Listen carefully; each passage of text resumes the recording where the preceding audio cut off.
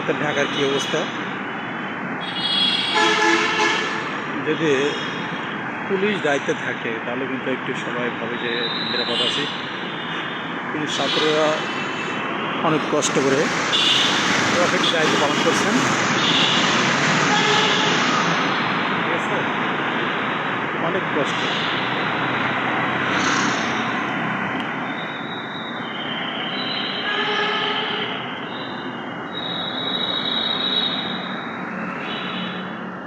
বর্তমানে ঢাকা রাস্তার চিত্র আপনি দেখতে পাচ্ছেন।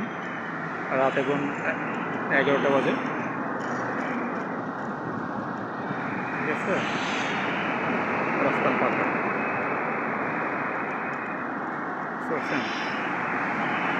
এবং হয়তো মানুষ সিকিউরিটির ভয়ে যে রাতেরবেলা বেরোচ্ছে না, হয়তো সিকিউরিটির ভয়ে যে পুলিশ তো রাস্তায় নাই, সেজন্য হয়তো ভয় পাচ্ছে। এতক্ষণ তো রাস্তা জ্যাম থাকে, কিন্তু এখনও রাস্তা ফাঁকা। বুঝছেন, রাস্তায় কিন্তু কিছুই নেই, কোনো কিছুই নেই, এক করে থাকে।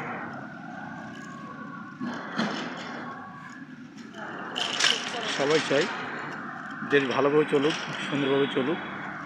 ঠিক আছে, দেশে অশান্তি কেউ চায় না, দেশটা ভালোভাবে চলুক, এটা আমাদের সবারই দাবি। ঠিক আছে, একটা গণতান্ত্রিক দেশ। ঠিক আছে, এখন দেখেন বর্তমান পরিস্থিতি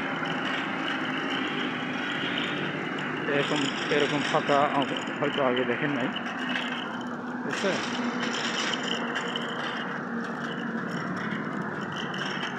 একেবারে নিরাপদ অবস্থা।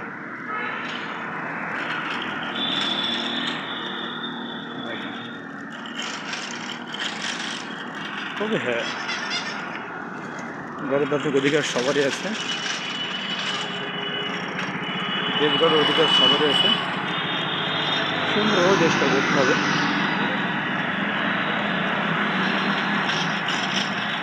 প্রতিদিন ঢাকা কেমন জানি সবার লাগতেছে আর কি, অনেকে আনসিকিউর মনে করতে হয়েছে। বর্তমানে সিকিউরিটি কিন্তু একটা খুব গুরুত্বপূর্ণ বিষয়। সিকিউরিটি ছাড়া কিন্তু ঢাকা শহরে চলা কিন্তু একটা রিস্ক হয়ে যায়, তাই না? এই জন্য সিকিউরিটি একটা গুরুত্বপূর্ণ বিষয়। এটা হলো রাতের ঢাকা।